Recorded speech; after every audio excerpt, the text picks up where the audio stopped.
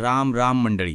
आज तुम्हाला एका अशा बहाद्दर शशाची गोष्ट सांगणार हाय, जो दिसायला जरी छोटा असला तरी त्याचं काळजाचं पाकीट लय मोठं होतं. आपल्या कोल्हापूरच्या जवळच्या एका दाट रानात, जिथं थंडीनं हाडं कुडकुडतात, तिथं राहत होता आपला टिंकू शशा. एके दिवशी काय झालं, रानात भयंकर बर्फ पडला. खायला कुठं गवत नाही की पान नाही. टिंकू आपलं पोट हाताशी धरून अन्नाच्या शोधात बाहेर पडला. शोधता शोधता अचानक त्याला एका झुरपाखाली काहीतरी लालभडक दिसलं आणि तो आनंदानं ओरडला, अरारारारा, काय नशीब आहे बघा आज. 2 टम्म फुगलेली लालभडक गाजरं सापडली की रे गड्या. आता आजची रात तर मज्जेत जाणार. दोन्ही गाजरं हाणतो आणि ढाराढूर झोपतो. पण टिंकू गाजर खाणारच होता, तितक्यात त्याला त्याचा जीवश्च कंठश्च दोस्त मोनू माकड आठवला. तो विचारात पडला, पण थांब की जरा. तो मोनू माकड कालपासनं थंडीनं कुडकुडतोय. दोस्ताला उपाशी ठेवून आपण कसं खायचं?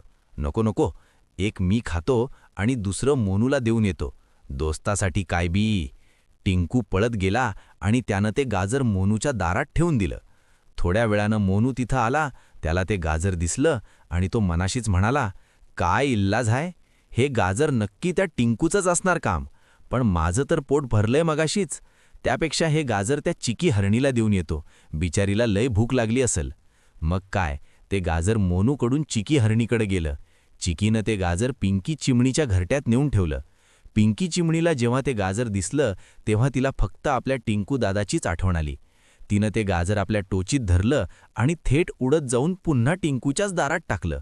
संध्याकाळी जेव्हा टिंकू घराबाहेर पडला, तेव्हा आपल्या दारात तेच गाजर बघून तो पार चक्रावून गेला आणि ओरडला, अरे हे काय गौड बंडाल हाय.